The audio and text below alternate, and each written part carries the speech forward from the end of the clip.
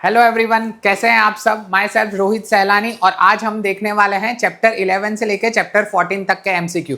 Previous दो lecture में हमने चैप्टर 1 से लेकर 10 तक के एमसीक्यू कवर अप किए हुए हैं, तो अगर आपने वो नहीं देखे हैं तो सबसे पहले वो आपको देखने पड़ेंगे। ठीक है, चैप्टर नंबर 11 से हम स्टार्ट करने वाले हैं। चैप्टर का नाम है एरियाज रिलेटेड टू सर्कल। ठीक है, पहला question, the diameter of wheel is 63 centimetre, the distance travelled by the wheel in 100 revolution is dash. ठीक है, व्हील यानी कि सर्कल की बात चल रही है। डायमीटर कितना देके रखा हुआ है हमें, d equal to 63 centimetre. So radius कितनी हो जाएगी, रेडियस क्या होता है डायमीटर का आधा, यानी 63/2 सेंटीमीटर। ठीक है, एक रिवॉल्यूशन में ये व्हील कितना ट्रैवल करेगा, बाउंड्री की लेंथ जितना, बाउंड्री की लेंथ यानी कि सरकमफेरेंस जितना। हमें कितने रिवॉल्यूशन लेने हैं, 100 रिवॉल्यूशन। एक रिवॉल्यूशन में कितना डिस्टेंस ट्रैवल होगा, सरकमफेरेंस जितना। सर्कल के लिए सरकमफेरेंस कितना होता है, 2πr। हमें कितने रिवॉल्यूशन लेने हैं, 100 रिवॉल्यूशन। सो 100 रिवॉल्यूशन के लिए कितना डिस्टेंस ट्रैवल होगा, सो 100 इंटू 2πr। सो 100 इंटू 2 इंटू 22/7 और रेडियस कितना लेना है हमें ये क्वेश्चन में, 63/2। ठीक है, सिंपली आप कैलकुलेशन करना है, 2 से 2 कट हो गया, 9 7 जा 63, 22 को 9 से मल्टीप्लाई करेंगे कितना आएगा, 198 इंटू 100। और ये जो आंसर आया है सेंटीमीटर में आया है। अगर मीटर में कन्वर्ट करना हो तो 100 से डिवाइड करना होता है, तो ये मीटर में कन्वर्ट हो जाएगा। सो हमारा आंसर क्या हो जाएगा, 198 मीटर। चलिए next question, if the length of chord of a circle is equal to its radius, then angle subtended by chord at the center। ठीक है, चलो एक सर्कल है, उसमें जो कॉर्ड है उसकी लेंथ रेडियस जितनी है, ये रेडियस है, ये रेडियस है, और कॉर्ड की लेंथ रेडियस के इक्वल है। तो ये कॉर्ड सेंटर पे कितना एंगल सबटेंड करेगी वो हमें बताना है, ये थीटा की वैल्यू बतानी है। तो ध्यान से देखोगे, अगर ये वाला जो ट्राइंगल है उसमें तीनों साइड्स कैसे हैं, इक्वल है। तीनों साइड्स इक्वल है मतलब ये इक्विलेटरल ट्राइंगल है, और इक्विलेटरल ट्राइंगल में तीनों एंगल्स इक्वल होते हैं। सो सारे एंगल्स कितने हो जाएंगे, 60 60 60। सो हमारा आंसर क्या हो जाएगा, 60 degree, A answer. Next question, if the area of sector of a circle of radius 36 centimetre is 54π the length of corresponding arc. ठीक है, चलो सेक्टर का एरिया, सेक्टर का एरिया यानी कि ये पिज्जा, पिज्जा की जो स्लाइस है उसका एरिया हमें कितना देके रखा हुआ है, 54π सेंटीमीटर स्क्वायर। तो हमें क्या बताना है, ये आर्क की लेंथ बतानी है। लेंथ ऑफ आर्क की फॉर्मूला हमने पढ़ी हुई है। लेंथ ऑफ आर्क क्या होता है, θ/360 इंटू 2πr। सो हमें थीटा पता होना चाहिए और रेडियस पता होनी चाहिए। रेडियस तो हमें क्वेश्चन में गिवन है 36, बट हमें थीटा नहीं पता है, ये वाला एंगल। सो ये वाला एंगल हम ये एरिया का फॉर्मूला यूज करेंगे। एरिया ऑफ सेक्टर क्या होता है, θ/360 इंटू πr²। ठीक है, पाई से पाई कट हो जाएगा। आर की वैल्यू कितनी है क्वेश्चन में, 36।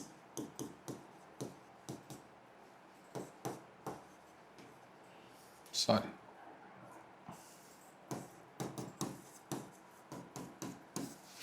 चल 36 यहाँ पे कट कर देंगे, रिमेनिंग 10 हो जाएगा। 18 2 जा 18 3 जा, और ये 2 कट हो गए, यहाँ पे 5 रिमेनिंग रह जाएगा। सो थीटा की वैल्यू 5 3 जा 15 डिग्री आ रही है। अब ये थीटा की वैल्यू हम ये वाली फॉर्मूला में पुट कर देंगे, 15/360 इंटू 2π, और r कितना है, 36 है क्वेश्चन में। कैंसल आउट करके यहाँ पे 10 रिमेनिंग रह जाएगा। 5 2 जा 10, 5 3 जा 15।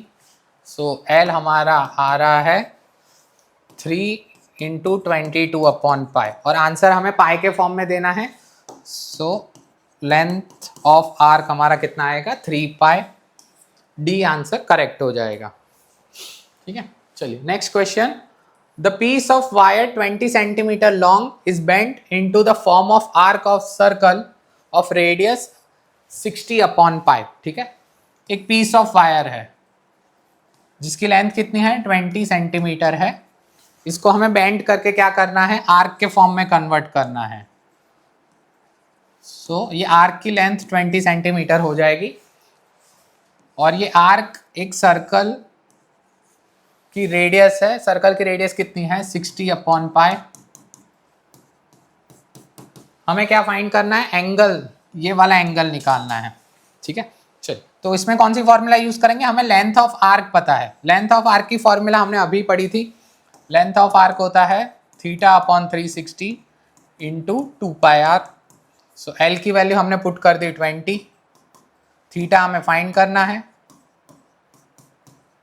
और रेडियस हमें देके रखा हुआ है 60 अपॉन पाई। पाई से पाई कट हो जाएगा, 0 से 0 कट कर देंगे, 6 6 जा 36, 2 3 जा 6, सो 20 इंटू 3, सो थीटा हमारा हो जाएगा 60 डिग्री। सो बी ऑप्शन करेक्ट हो जाएगा। Next question number 5, an arc of a circle is of length 5 pi centimeter, the sector bounds an area of 20 pi, find the radius। चलो, एक सर्कल है उसमें arc की लेंथ, ये आर्क हो गई, उसकी लेंथ कितनी है 5 पाई और सेक्टर का जो एरिया है वो 20 पाई है। ये सेक्टर हो जाएगा, उसका एरिया कितना देके रखा हुआ है 20 पाई। हमें रेडियस निकालनी है। फिर से हमें क्या करना पड़ेगा, एरिया की फॉर्मूला यूज करनी पड़ेगी और लेंथ ऑफ आर्क की फॉर्मूला यूज करनी पड़ेगी। एरिया ऑफ सेक्टर फॉर्मूला क्या हो जाएगी हमारी theta upon 360 into pi r square. ठीक है, चलिए और दूसरी formula length of arc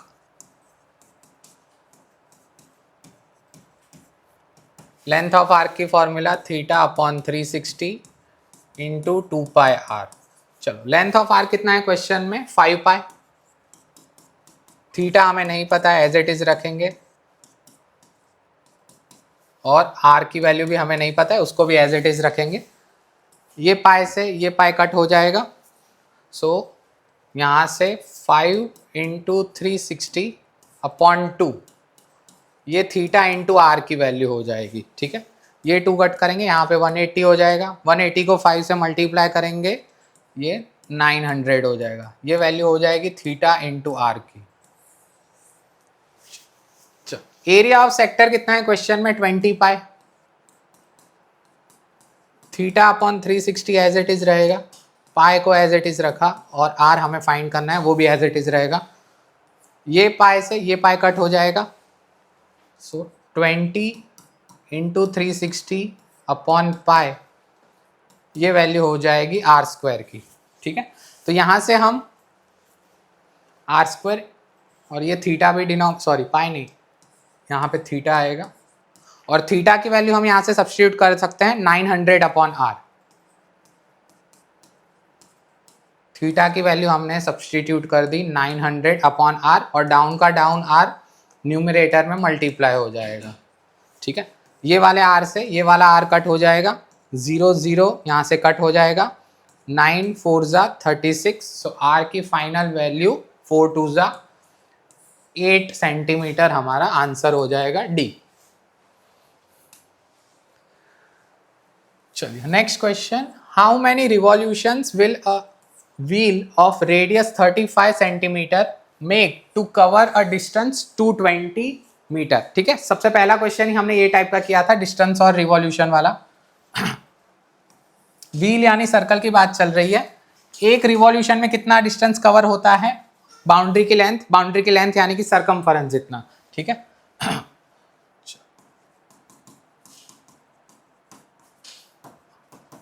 2 pi are distance cover करने के लिए एक रिवॉल्यूशन लगता है, सो 220 कवर करने के लिए कितने रिवॉल्यूशन लगेंगे, हमें रिवॉल्यूशन ही फाइंड करना है ये क्वेश्चन में। सो क्रॉस मल्टीप्लाई करेंगे, 220 अपॉन 2πr, पाई की वैल्यू 22/7 एंड रेडियस क्वेश्चन में कितनी है 35। चलिए, बट यहाँ पे हमें ध्यान देना है जो डिस्टेंस है 220 वो मीटर में है और रेडियस जो है वो सेंटीमीटर में है। सो इसको हमें मीटर में कन्वर्ट करना पड़ेगा 100 से डिवाइड करके। सो हमारा जो आंसर आएगा यहाँ से 7 5 जा 35, ये 5 कट करेंगे यहाँ पे हो जाएगा 20, ये 2 कट करेंगे यहाँ पे हो जाएगा 10 और डाउन का डाउन 10 ऊपर मल्टीप्लाई हो जाएगा 2200 अपॉन 22, यानी कि 100 रिवॉल्यूशन हमारा आंसर हो जाएगा। सो यूनिट पे भी हमें फोकस रखना है, यहाँ पे सेंटीमीटर में है, यहाँ पे मीटर में है। सो एक ही यूनिट में कन्वर्ट करके फिर हमें क्वेश्चन को स्टार्ट करना है। Next question, what is the area of semi circle of diameter d? Semi circle, ठीक है, आधा सर्कल, इसका एरिया फाइंड करना है हमें। सो सर्कल का एरिया होता है πr², सेमी सर्कल का एरिया है तो 2 से हमें डिवाइड करना पड़ेगा, बट हमें आंसर जो है वो d के फॉर्म में लिखना है। ये रेडियस को हमें डायमीटर में कन्वर्ट करना पड़ेगा। रेडियस क्या होता है, डायमीटर का आधा, d/2 लिख सकते हैं हम। d/2 का स्क्वायर करेंगे ये d² अपॉन 4 हो जाएगा एंड 4 2 जा 8 लिख देंगे इसको हम। सो फाइनल आंसर 1/8 पाई d², यानी कि सी ऑप्शन करेक्ट हो जाएगा। Next question, the area swept by 7 centimetre long minute hand of a clock in 10 minutes. एक क्लॉक बनानी है यानी कि सर्कल, मिनट हैंड की लेंथ हमें दी है यानी कि रेडियस देके रखा हुआ है 7 सेंटीमीटर और ट्रैवल कितना करना है हमें 10 मिनट्स ट्रैवल करना है, ठीक है। तो हमें ये वाला एरिया बताना है। सो ये पिज़्ज़ा की स्लाइस हो गई, यानी कि सेक्टर का एरिया बताना है। एरिया ऑफ सेक्टर फॉर्मूला क्या होती है, θ/360 इंटू πr²। क्वेश्चन में हमें r पता है 7 सेंटीमीटर, बट थीटा नहीं पता है, ये वाला एंगल। सो ये वाला एंगल कैसे निकालेंगे हम।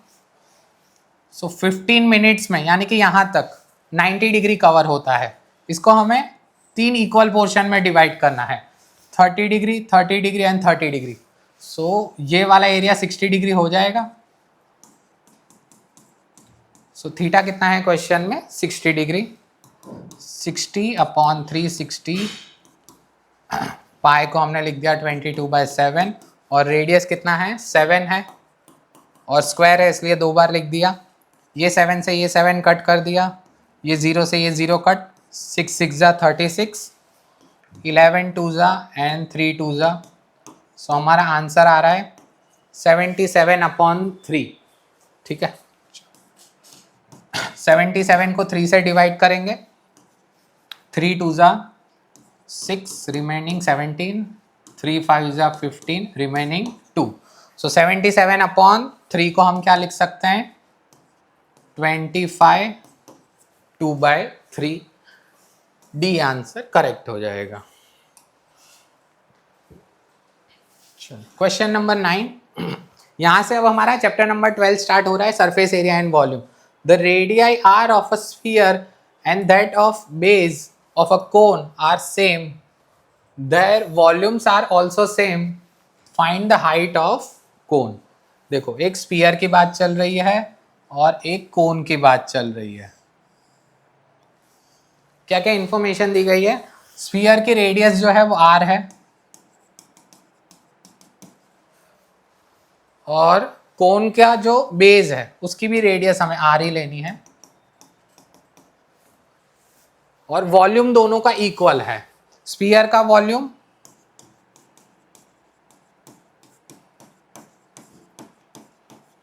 एंड कोन का वॉल्यूम दोनों इक्वल हैं, तो हमें हाइट बतानी है कोन की। वॉल्यूम कितना होता है स्फीयर का 4/3 πr³ और कोन का वॉल्यूम क्या होता है 1/3 πr²h।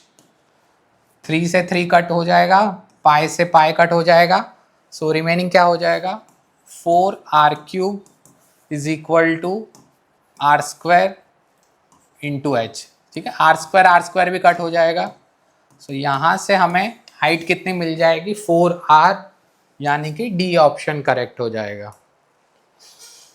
Next question, if the volumes of 2 cubes are in the ratio of 8:1:125, find the ratio of that surface area. दो अलग अलग क्यूब है,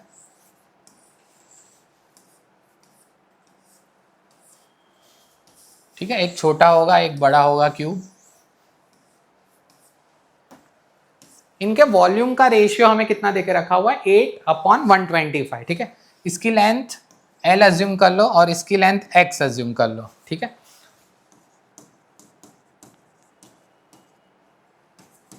volume of smaller cube upon volume of larger cube,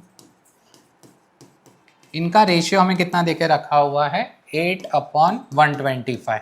ठीक है, cube का volume क्या होता है साइड का क्यूब, यानी कि यहाँ पे आएगा L3, और यहाँ पे लार्जर क्यूब का वॉल्यूम क्या हो जाएगा X3।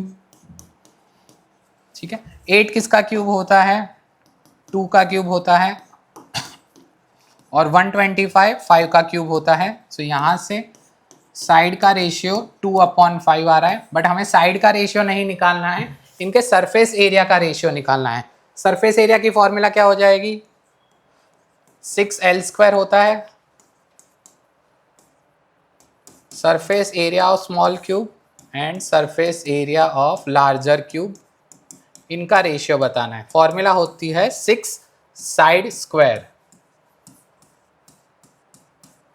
छोटे वाले की साइड L है और लार्जर क्यूब की साइड X है। 6 से 6 कट हो जाएगा, L/X हमने अभी फाइंड किया कितना आया था 2/5, और 2/5 का स्क्वायर क्या हो जाएगा 4/25, यानी कि बी ऑप्शन करेक्ट हो जाएगा। चलिए next question, if a cone of greatest possible volume is hollowed out from the cylinder, then ratio of remaining wood to the volume of cone. एक सिलेंडर है,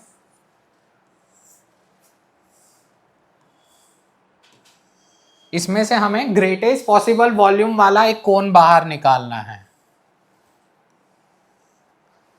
ये वाला कोन, यानी कि दोनों की हाइट इक्वल होनी चाहिए।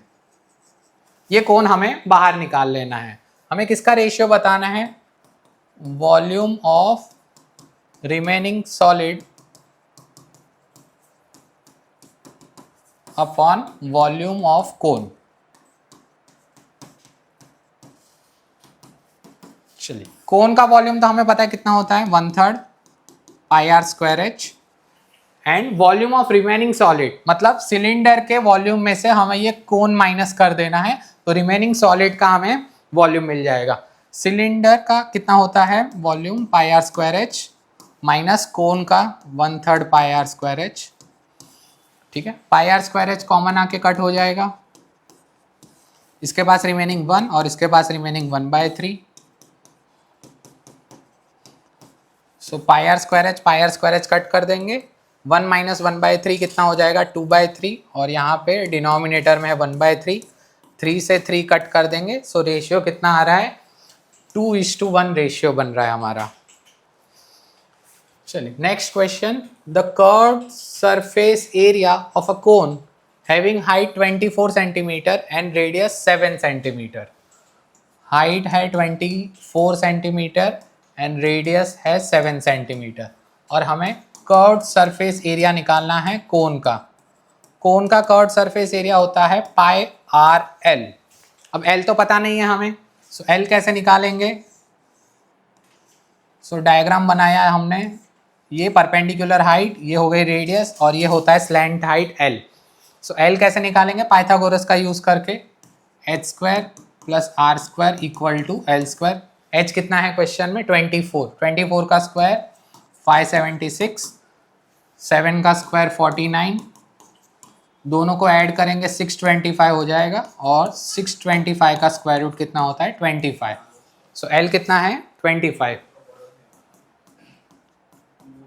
रेडियस हमें 7 लेनी है और एल कितना है 25।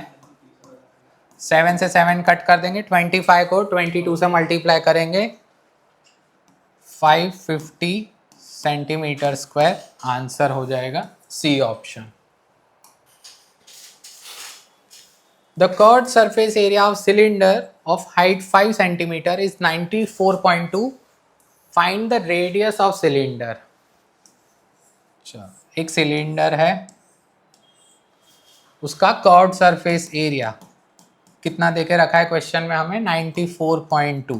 कर्व्ड सरफेस एरिया क्या होता है सिलेंडर का 2 pi r h. 2 as it is, pi की वैल्यू हमें क्या लेनी है 3.14 लेनी है, सो 314 अपॉन 100।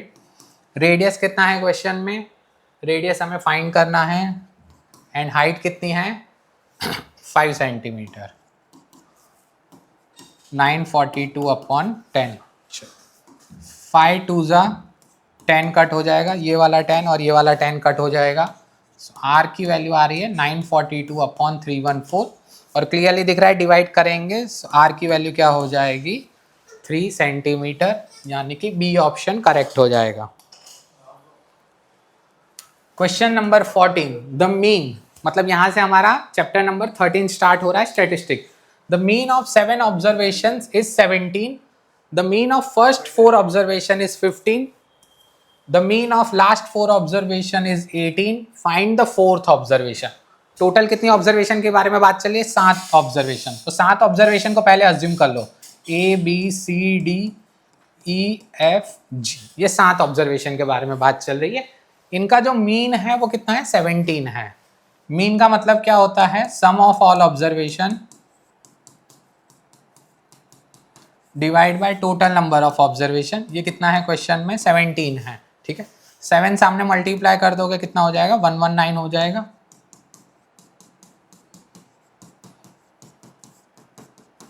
ये इक्वेशन 1 हो गया हमारा। अब आगे पढ़ो, the mean of first 4 observation, पहली जो 4 ऑब्जर्वेशन है उनका जो मीन है वो 15 है।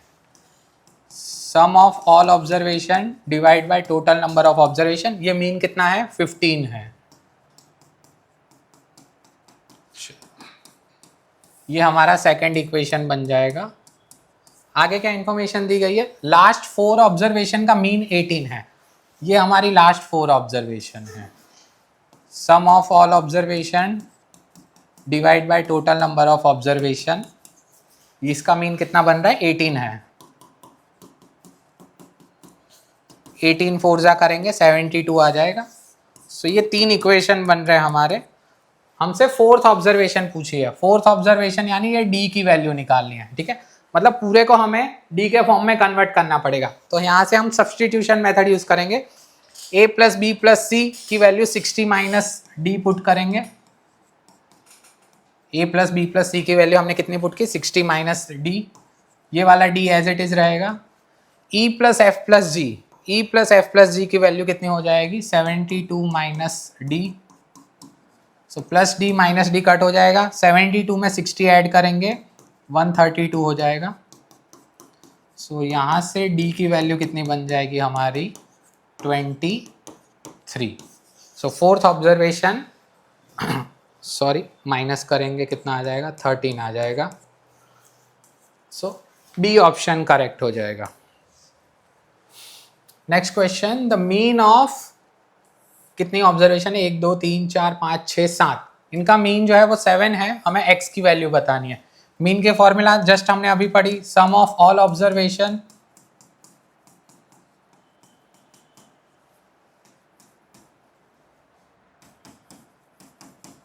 Divide by total number of observation is equal to mean, ठीक है। चलिए ऐड करेंगे यहाँ पे 9 प्लस 2 11 प्लस 6 17, 17 प्लस 3 20, 25 25 35 40 आ रहा है ये। एंड x प्लस 2x कितना हो जाएगा 3x, 7 इंटू 7 कितना हो जाएगा 49, 49 माइनस 40 करेंगे ये हो जाएगा 9। सो यहाँ से x की वैल्यू कितनी आ रही है 9/3 यानी कि 3। Next question, if the maximum number of student has obtained 52 marks out of 80, then which of the following is correct. ठीक है, 80 में से ज्यादातर बच्चों के मार्क्स 52 आ रहे हैं, मतलब 52 नंबर की ऑब्जर्वेशन सबसे ज्यादा बार रिपीट हो रही है। और मोड का मतलब ही वही होता है। मोड हम कैसे कैलकुलेट करते हैं, सबसे ज्यादा बार जो ऑब्जर्वेशन रिपीट होती है उसको मोड कहा जाता है। सो ये वाले क्वेश्चन का आंसर क्या हो जाएगा, मोड हमारा 52 होगा। ठीक है, मीन मीडियन की फॉर्मूला अलग होती है। The mode and mean of data are 15x and 18x।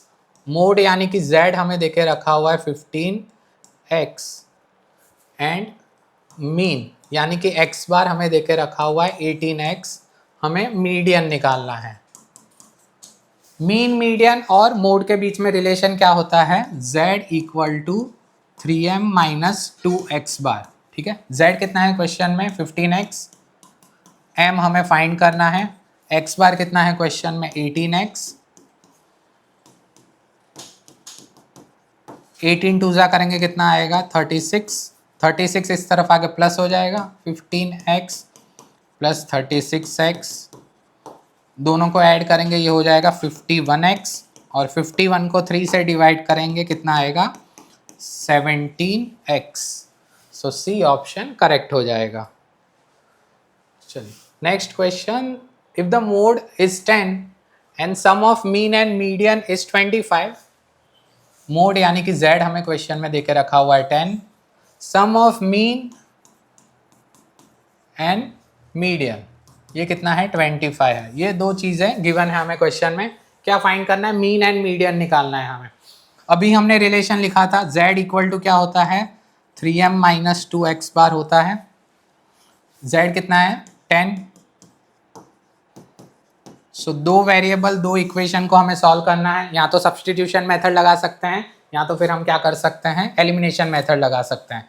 So x बार की वैल्यू हम सब्सटीट्यूट कर देंगे 25 माइनस m। x बार की वैल्यू सेकंड इक्वेशन में सब्सटीट्यूट कर दी हमने 25 माइनस m।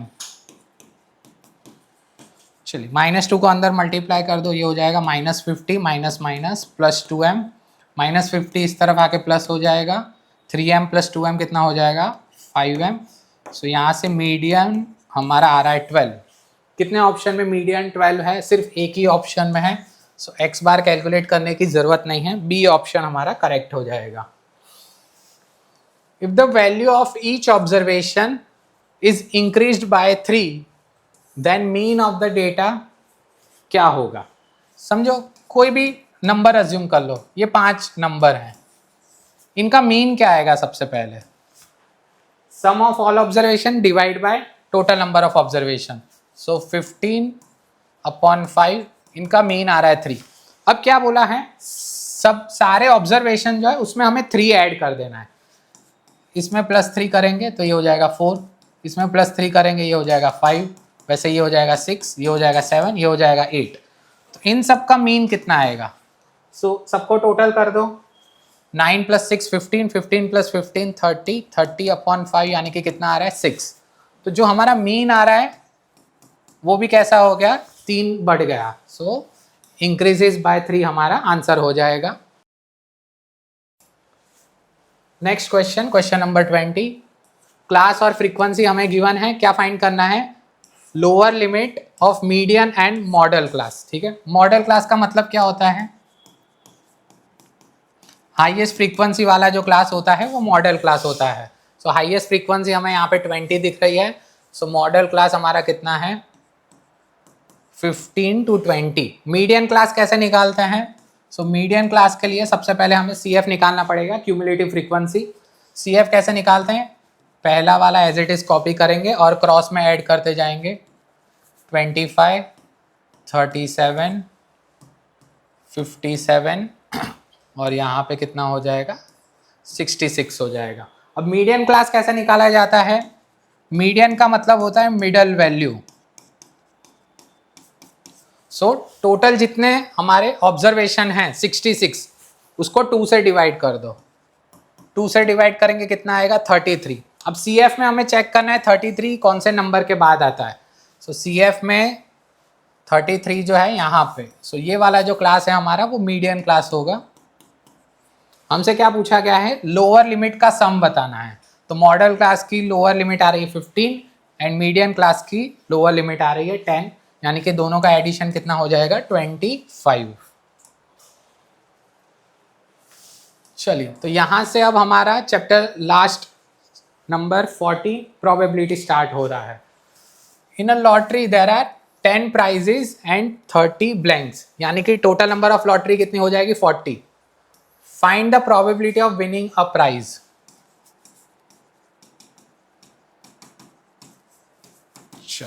प्रोबेबिलिटी की फॉर्मूला क्या होती है, favourable outcome upon total number of outcome.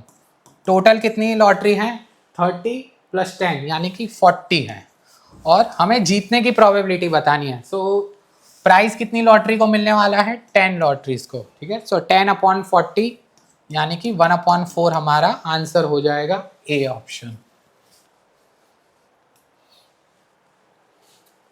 If a die is thrown once, die को थ्रो करना है तो 6 आउटकम मिलते हैं हमें, 1 2 3 4 5 6। Find the probability of getting a number which is a not factor of 36। चलिए,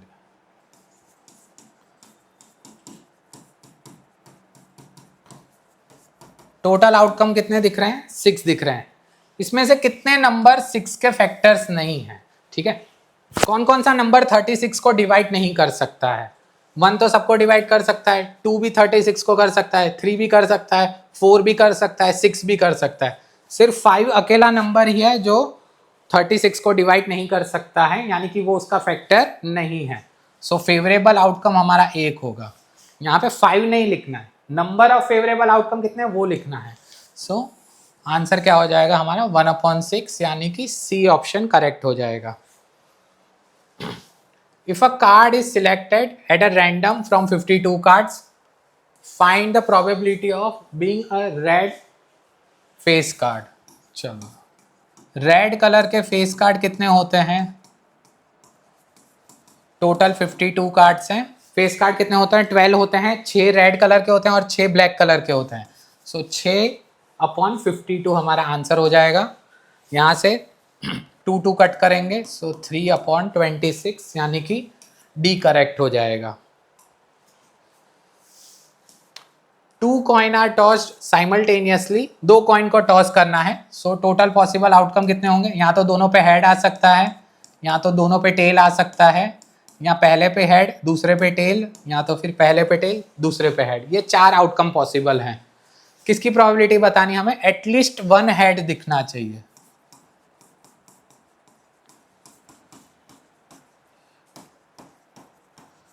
सो टोटल आउटकम तो हमारे 4 हैं।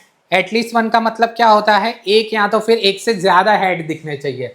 सो एक हेड भी चल जाएगा और एक से ज्यादा यानी कि 2 हेड भी चल जाएंगे, ठीक है। सो फेवरेबल आउटकम है हमारे 3।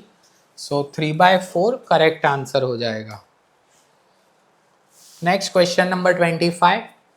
एक बैग के अंदर 3 रेड बॉल हैं, 5 वाइट एंड 7 ब्लैक बॉल हैं। 3 red, 5 white and 7 black ball है। टोटल कितने हैं 15 बॉल हुए। प्रोबेबिलिटी किसकी निकालनी है, ball will be neither red nor black. Red colour का भी नहीं निकलना चाहिए एंड ब्लैक कलर का भी नहीं निकलना चाहिए। इसका मतलब वाइट कलर का बॉल निकलना चाहिए। सो टोटल बॉल कितने हैं 15 और वाइट कलर के कितने हैं 5। सो 1/3 हमारा आंसर हो जाएगा A option. The probability of getting a bad egg in a lot of 400 eggs is 0.045. Find the number of good eggs। ठीक है, टोटल कितने हैं 400 eggs हैं, इसमें से कुछ गुड हैं और कुछ बैड हैं। चलो, नंबर ऑफ गुड एग्स हमें फाइंड करना है, उसको एक्स अज्यूम कर लिया। सो बैड एक्स कितने हो जाएंगे 400 - x हो जाएंगे। प्रोबेबिलिटी कितनी दी हुई है हमें, बैड एक्स की दी हुई है।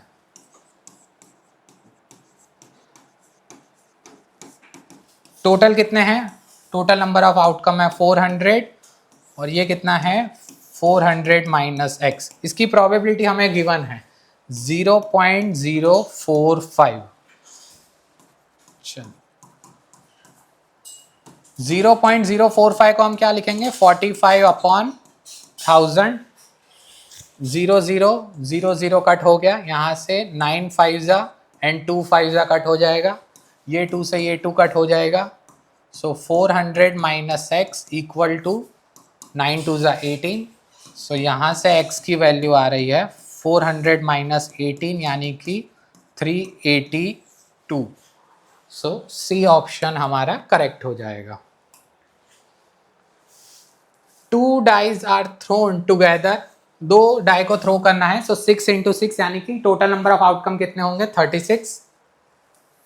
The probability that they show different numbers, दोनों पे डिफरेंट नंबर आने चाहिए। चलिए सबसे पहले 36 आउटकम लिख देते हैं।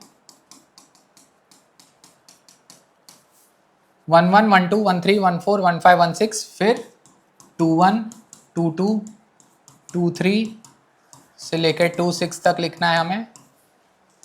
31 32 33 से लेकर 36 तक लिखना है हमें, और वैसे ही 61 से लेके 66 तक लिखना है। सो टोटल कितने आउटकम है 36 आउटकम है।